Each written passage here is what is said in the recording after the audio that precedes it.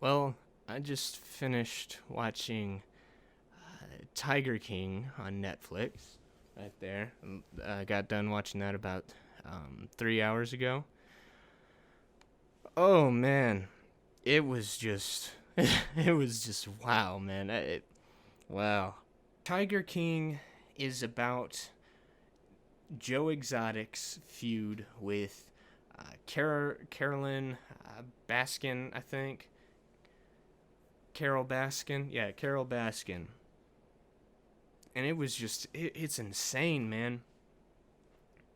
It's insane. So obviously this is something completely different that I've yet to do. I'm back on the camera. I'm using my freaking iPhone to record this just because I don't think I could properly get out how I feel just by speaking into a mic and just hearing a voice. This is there's no way for me to portray my befuddlement with this documentary and just a voiceover. I also didn't write a script for this because I'm just sitting here thinking about it, and I think the best way to get out how I feel about this documentary is just to speak and see where the mind goes. I also just finished recording this for the first time. This is the second time I'm doing this, but then I was speaking, I looked down, noticed my mic was unplugged, and the program didn't record a single lick of audio. So I'm gonna see if I can't recapture what I was talking about. Oh man, this documentary is just something. It's something else. It's crazy insane. What boggles my mind is how almost everyone in this documentary is morally bankrupt one way or another. They're either super greedy, running a sex cult, marrying two dudes when they're 19 and you're 50, and burning evidence, trying to hide it from the FBI, freaking being a greasy rat and trying to slide out of prison, setting up a dude for murder, killing your husband and feeding him to tigers. It boggles my mind that there's people out there who are this cartoonishly over the top, morally bankrupt. Tiger King provides an excellent look, a deep dive into this crazy world of animal trading, uh, private zoos, and just the rivalries and the hatred and just the craziness in the underbelly of owning and selling tigers and letting people take pictures with them. It's insane how much crap goes into this, and these are some of the most prominent figures in this lifestyle, who are doing this, who are living just to own tigers and exotic animals. It's insane how much crap is under the surface. As a kid, I was really into animals. Animals were like my first passion. This was when I was like growing up in elementary school, middle school. I loved animals. I wrote a book in the 7th grade about animals who had superpowers banding together to form a superhero team. I loved animals that much. I collected stuffed animals like this one right here because I loved animals. I would create these wild stories with animals. I loved them so much. I wanted to own toucans, hedgehogs. I looked into the laws regarding tigers and big cats and deer and all of this stuff. I researched laws in each state about exotic pet ownership. I was that into it because it was a desire of mine to own weird and out there animals. I didn't want to be a cat person or a dog person or heck a fish or turtle person. I wanted to be the guy who owns a freaking water dragon, and I did. I wanted to be the guy who owned a bearded dragon. I wanted to be the guy who owned a toucan or animals that would just make people flip their lid. That's who I was as a child before I got into films. That's who I was and kind of still am. I really want to own weird and out there animals. So that's why this documentary kind of stood out to me and intrigued me so much, because I was somewhat familiar with not just the desire and the want to own exotic animals and possibly even present them to people, but I was familiar with some of the laws regarding this kind of stuff. I was familiar with the case they talked about in the documentary. I forget the name of the town, but where the dude released like 30 lions, tigers, and bears on this town. I was familiar with that. I had heard about that. I think that was in like 2011. That was something that just blew my mind. So I was intrigued by something like this. And never having heard of Joe Exotic, I may have seen some pictures of Doc Antle, and never really hearing about this feud, I was intrigued by it because it's just so out there and cartoony that it couldn't have been real, but the fact that it was real just blows my mind. This documentary is well made. It presents this unique and interesting subject matter.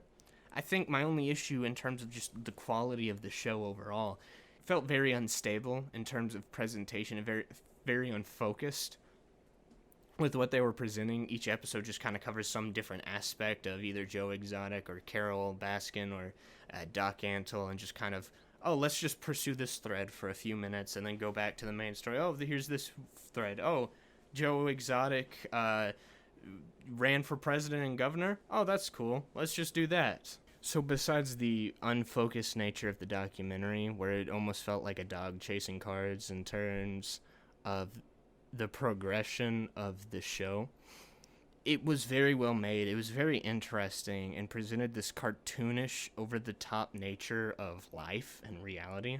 You know, with all the insanity and craziness of this show, I did kind of walk away with this, like, profound message, at least to me. We are all infallible human beings.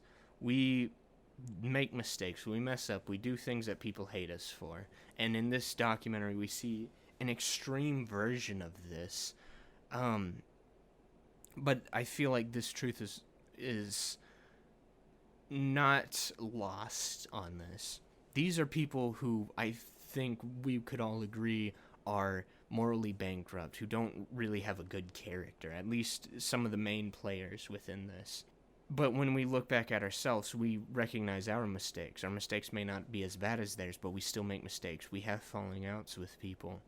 And how we choose to move on from there, that is what defines our character. How we move on from our mistakes, how we fix our mistakes, seek to make those right, how we look for a resolution to our arguments and our mistakes. How do we proceed from there? Now, we look at Joe Exotic, we look at Doc Antle, we look at Carole Baskin, and we look at the various people involved in this documentary and look at how they progress from their mistakes. Joe Exotic decided to run from his mistakes. He decided to lie. Now, I don't know if everything presented about him was true. I don't know if he hired this guy to go down to Tampa to kill Carole. But the fact of the matter is, he panicked and burnt evidence. He ran. He decided to lie his tail off. He decided to make threats. He did all this stuff, and instead of trying to move on, instead of trying to make things right, instead he chose to panic. He chose to run. He chose to embrace his mistakes and dive deeper into them, which led to him being in prison. These other people, I'm sure there are times coming too. I mean, if the rumored investigations into some of these people are true, then they're going down for their mistakes because they're choosing to live in those and deny them and reject the reality. If we reject reality, we are no better than those people. We're not good human beings. We don't have a good character. If we choose to accept our mistakes and move on and decide to try to make things right, we can be redeemed. We can show and shape our character into being something of something that is good. And that's kind of what I walked away from. You're not defined by your mistakes, how you respond and how you move on from them is. It is something that defines you.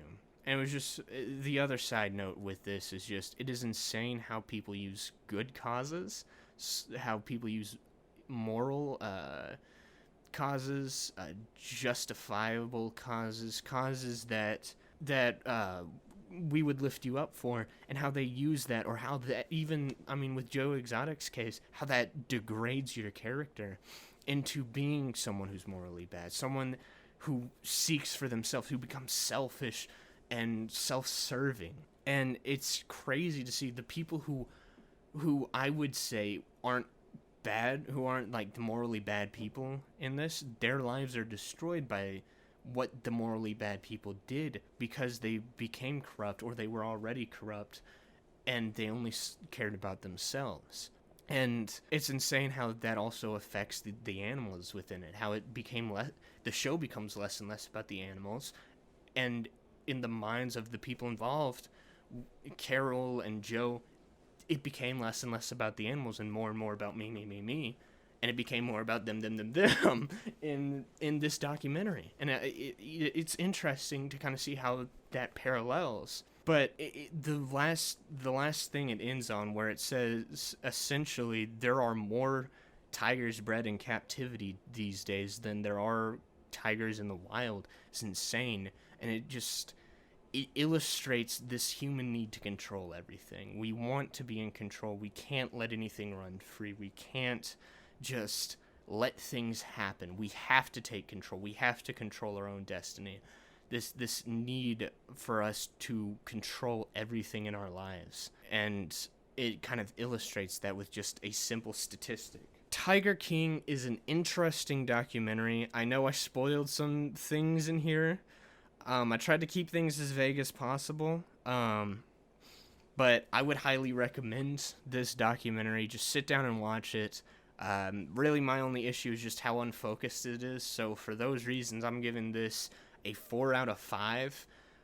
It's a really well-made documentary. In documentary you can sit down and talk about with your friends.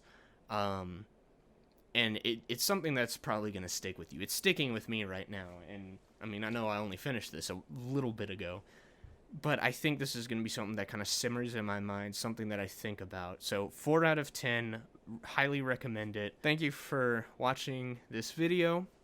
I'm still trying out some new things, so I appreciate you all for bearing with me. I'm young, I'm have a small following, don't have any recognizable video structures or anything like that yet, so I'm just trying out, experimenting, so I really appreciate it. I think I'm pointing in the right direction. Click here to subscribe to my channel, and I'd really appreciate that. Click here. Yeah, click here for the next video, for another video of mine. I appreciate you watching. Thank you for joining me for tonight's entertainment. I hope you come back and join me for another night. And remember, Epstein didn't kill himself, and Carol Baskin definitely killed her husband. Good night. Bye.